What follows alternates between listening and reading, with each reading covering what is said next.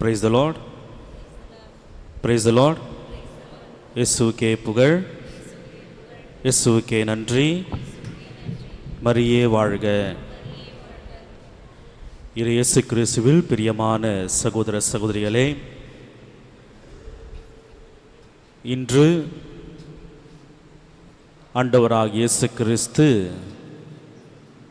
தனது வாழ்க்கையினுடைய இறுதி நாட்களில் இருப்பதை உணர்ந்து எருசலேமிற்கு பிரவேசம் செய்கின்றார். யாவும் இறைவன் கொடுத்த திட்டத்தின்படிதான் நடைபெறுகின்றது என்பதை உணர்ந்த நம் ஆண்டவராகிய இயேசு கிறிஸ்து தனது சீடர்களோடு இறுதி ராவுணவை ஏற்பாடு செய்ய அவர்களை அனுப்புகின்றார். அதனுடைய தொடக்கமாகத்தான் ஒரு கழுதை குட்டியின் மேல் அமர்ந்து எருசலேமுக்குள் நுழைகின்றார். உலக வரலாற்றிலே யாராவது ஒரு அரசர் வெற்றி பெற்றுவிட்டால் அந்த எருசலேம், பாலஸ்தீனா, இஸ்ராயல் நாட்டிலே வெற்றி பெற்றவர்களுக்கு அந்த பேரீச்சம்பழம் மரத்தினுடைய இலையை கொடுத்து அவர்கள் ஆர்ப்பரிப்பார்கள். அதே போல தாங்கள் பெற்றுக்கொண்ட எல்லா வகையான நன்மைகளுக்கும் நன்றியாக இவரே எங்களது அரசர் என்று முழக்கும் வண்ணமாக அந்த குருத்தோலைகளை, அந்த பேரீச்ச மர இலைகளை அவர்கள் அசைத்து, ஓசானா, ஆண்டவர் பெயரால் வருகிறவர் பேறு பெற்றவர், உன்னதங்களிலே ஓசானா என்று பாடுகிறார்கள். இந்த ஓசானா என்ற எபிரேய சொல்லுக்கு நா என்றால் தயவு செய்து என்று அர்த்தம். தயவு செய்து, ப்ளீஸ் என்று அர்த்தம். ஓசார் என்றால் எங்களை காப்பாற்றும் என்று அர்த்தம். தயவு செய்து எங்களை காப்பாற்றும் என்று அன்று இஸ்ராயல் மக்கள் ஆண்டவர் இயேசு கிறிஸ்துவை பார்த்து ஜெபித்தார்கள், முழக்கமிட்டார்கள், ஆர்ப்பரித்தார்கள், குரல் எழுப்பினார்கள். இன்று அகில உலகம் எங்கும் இந்த வார்த்தையை உபயோகிக்காத கிறிஸ்தவர்களே இல்லை எனலாம். ஓசானா, உன்னதங்களில் ஓசானா, தாவீதின் மகனுக்கு ஓசானா என்றெல்லாம் அவர்கள் சொல்கின்ற பொழுது அவர்களோடு இணைந்து நாமும் கடவுளே எங்களை காப்பாற்றும் என்று சொல்கின்றோம். இன்று வரை இந்த வார்த்தை நமக்கு தெரிந்திருந்தாலும் இதனுடைய பொருளை உணர்ந்து சொல்கின்ற பொழுது அதனுடைய மதிப்பு, அதனுடைய சக்தி கூடுகின்றது. எனவே அனைவரும் சேர்ந்து ஒரு முறை சொல்லுமா?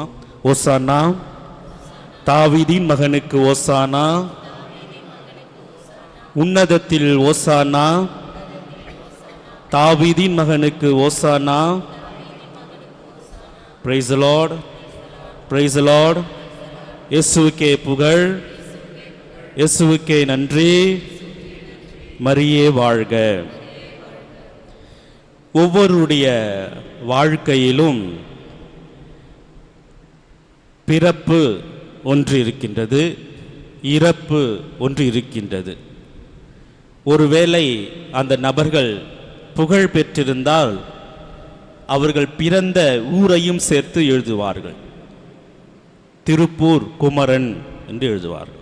திருப்பூர் அவர் பிறந்த ஊர், குமரன் என்பது அவருடைய பெயர். அதே போல இன்றைய நற்செய்தியினுடைய சுருக்கமாக 3 வார்த்தைகளை நாம் ஞாபகத்தில் வைத்துக் கொள்ள வேண்டும். ஒன்று டைம். டைம் என்றால் நேரம். இப்பொழுது 6 மணி ஆகின்றது, இது நேரம். இந்த வருடம் 2024. இதுவும் நேரம், ஒரு மிகப்பெரிய நேரம், காலம் என்று சொல்கிறார்கள். நேரம் காலையில், மாலை, மதியம், இரவு, நேரம், டைம். இன்னொன்று ஸ்பேஸ். ஸ்பேஸ் என்றால் இடம் என்று சொல்கிறார். இடம், வில்லியனூர் இது ஒரு இடம், பாண்டிச்சேரி அது ஒரு இடம், திருச்சி அது ஒரு இடம். இடம், டைம் அண்ட் ஸ்பேஸ். மூன்றாவது பர்சன். பர்சன் என்றால் ஒரு ஆள், தலைவராக இருக்கலாம், அது மாணவராக இருக்கலாம், அது மருத்துவராக இருக்கலாம், யாரா பர்சன் என்று சொல்வார்.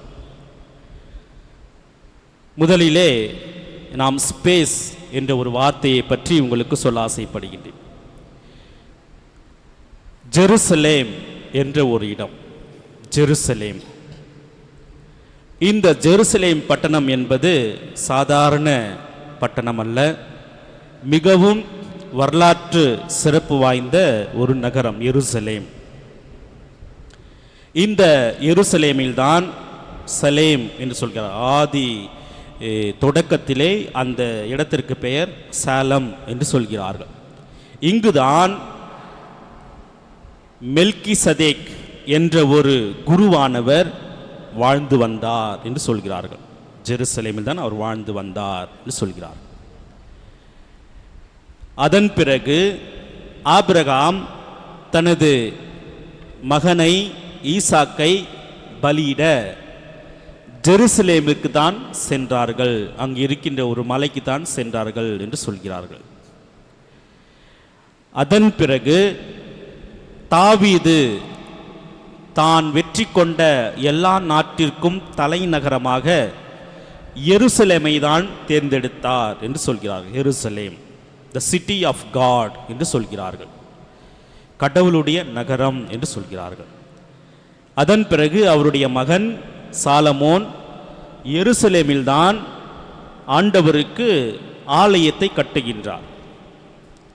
இன்றும் யூத மத தலைவர்களும் யூதர்களும் ஆண்டவர் மீண்டும் வருகிறார் என்றால் எருசலேமுக்கு தான் வருவார் என்று சொல்கிறார்கள்.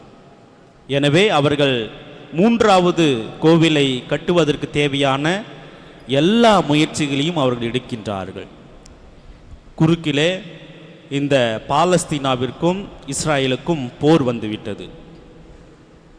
எனவே இன்றைய நாளிலே இந்த எருசலேமில் வாழ்கின்ற எல்லா மக்களுக்காகவும் நாம் ஜெபிக்க வேண்டும். துரதிர்ஷ்டவசமாக அந்த நாட்டிலே, அந்த நாட்டினுடைய எல்லை பகுதிகளிலே பதட்டமும் போர்க்குரலும் அழுகையும் பஞ்சமும் இருக்கின்றது. எனவே இன்றைய நாளிலே உறங்கப் போவதற்கு முன்பாக கண்டிப்பாக இந்த எருசலேமை பற்றி நீங்கள் தெரிந்து கொள்ள வேண்டும். பிரிவினை சகோதரர்கள், புரொட்டஸ்டாண்ட் பிரதர்ஸ் இன்னும் நம்புகிறார்கள், அவர்கள் போதிக்கிறார்கள், ஆண்டவர் மீண்டும் வருகிறார், அவர் வருவார் என்றால் எருசலேமில் தான் வருவார் என்று சொல்கிறார்கள். எனவே அன்புமிக்க சகோதர சகோதரிகளே, இன்றைய நாளிலே எருசலேமில் இருக்கின்ற ஒவ்வொரு குடிமகனுக்காகவும் நாம் ஜெபிக்க வேண்டும். இரண்டாவது, நாம் காலையிலே பாடியிருப்போம், ஆயிரக்கணக்கான வருடங்களாய் ஆண்டவரை உம்மை எதிர்பார்த்தோம் என்று பாடியிருப்போம். ஆயிரக்கணக்கான வருடங்களாக இஸ்ராயேல் மக்கள் தங்களை மீட்க ஒரு மெசியா வருவார் என்று அவர்கள் எதிர்பார்த்தார்கள். வந்தார். அவர்கள் நினையாத நேரத்தில், அவர்கள் எதிர்பாராத உருவத்தில் அவர் வந்தார். வார்த்தை மனுருவாகி வந்தார். எவ்வாறு இஸ்ராயேல் மக்களுக்கு ஆண்டவர் வந்தாரோ, ஒரு கழுதை குட்டியின் மேல் அமர்ந்து சர்வ சாதாரணமாக வந்தாரோ, அதே போல அவருடைய படைப்புகளாகிய நாம், அவருடைய பிள்ளைகளாகிய நாம் வேண்டுகின்ற பொழுது கண்டிப்பாக கடவுள் வருவார். பிரைஸ் தி லார்ட் சொல்லுவோமா? Praise the Lord, praise the Lord. இயேசுவுக்கே புகழ், இயேசுவுக்கே நன்றி, மரியே வாழ்க. ஆண்டவர் கடவுள் ஒருவருடைய வாழ்க்கையில் வருகிறார் உங்களை சந்திக்க வருகிறார் என்றால் இந்த உலகில் உள்ள மக்கள் அதை கண்டுணர்கிறார்கள். அதை கண்டுணர்ந்து கொண்டு என்ன சொல்கிறார்கள் என்றால், எப்படி அவர்கள் புரிந்து கொள்கிறார்கள் என்றால், நல்ல காலம் பிறந்துருச்சு என்று சொல்வார்கள். நல்ல காலம் என்று சொல்வார்கள். நல்ல காலம் வந்துடுச்சு. இன்னும் ஒரு சிலர் கடவுளுடைய பிரசன்னத்தை உணர்ந்தவர்கள் எப்படி சொல்கிறார்கள் என்றால், அவனுக்கு அதிர்ஷ்டம் அடிச்சிடுச்சு என்று சொல்லுவாங்க. அதிர்ஷ்டம் வந்துடுச்சு என்று சொல்லுவாங்க. இன்னும் ஒரு சிலர் அவருக்கு லக்கு, அவருடைய லக்கு அது என்று சொல்கிறார்கள். குட் லக் என்று சொல்கிறார்கள். எப்படி இருப்பினும் அவரை நோக்கி நாம் ஜெபிக்கின்ற பொழுதும் சரி, நாம் அழைத்தாலும் அழைக்காவிட்டாலும் கண்டிப்பாக நம்மை நோக்கி வருவார். இதுதான் நாம் டைம் என்று சொல்கின்றோம். உங்களது வாழ்க்கையிலே எந்தெந்த தருணங்களில் எல்லாம் நான் ரொம்ப அதிர்ஷ்டக்காரி, நான் ரொம்ப அதிர்ஷ்டசாலி என்று உணர்ந்தீர்களோ, கண்டிப்பாக உறுதி செய்து கொள்ளுங்கள், அந்த நேரம்தான் கடவுள் உங்களை சந்தித்த நேரம். Praise the Lord, praise the Lord. இயேசுவுக்கே புகழ், இயேசுவுக்கே நன்றி, மரியே வாழ்க. எருசலேம், அதற்காக நாம் ஜெபிக்க வேண்டும். ஆண்டவரை எதிர்பார்த்திருக்கின்ற ஒவ்வொரு மனிதருக்கும் அவர் கண்டிப்பாக வருவார். அதை நாம் எதிர்பார்த்திருக்க வேண்டும். ஒருவேளை நாம் ஆசீர்வதிக்கப்பட்டிருந்தால் ஆண்டவருடைய வருகைக்காக நன்றி செலுத்த வேண்டும். மூன்றாவது, இயேசுவினுடைய சீடர்களாக நாம் மாற வேண்டும். இந்த புனித வாரத்திலே அவர் சீடர்களின்றி தவிக்கின்றார்.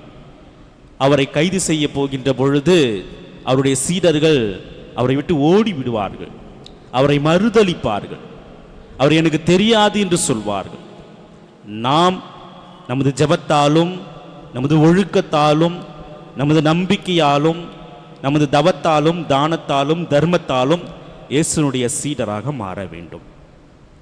ஆண்டவரே, எங்களுக்கு உமது அருளை கொடுத்தருளும், எங்கள் மீது இரக்கமாயிரும், உமது வார்த்தையை நாங்கள் கேட்க எங்கள் மனக்கண்களை திறந்தருளும் என்று நாம் ஜெபிக்க வேண்டும். இந்த புனித வாரத்திலே நான் நேற்று சொன்னது போல ஒவ்வொரு மனிதனும், ஒவ்வொரு மகனும் ஒரு துறவியாக வாழ முயற்சி எடுக்க வேண்டும். அதிகாலையில் ஆண்டவருடைய பிரசன்னத்தில் எழுந்து இரவு உறங்கும் வரை ஆண்டவருடைய வார்த்தையிலே, ஆண்டவருடைய பிரசன்னத்திலே வாழ இந்த நேரத்தை நாம் பயன்படுத்தி கொள்வோம். கண்டிப்பாக எல்லாம் வல்ல இறைவன் நமது குரலையும் கேட்டு நமது வாழ்வையும் செழுமையாக்க வல்லவராயிருக்கின்றார். எல்லாம் வல்ல இறைவன் நம் அனைவரையும் ஆசீர்வதிப்பாராக. ஆமென்.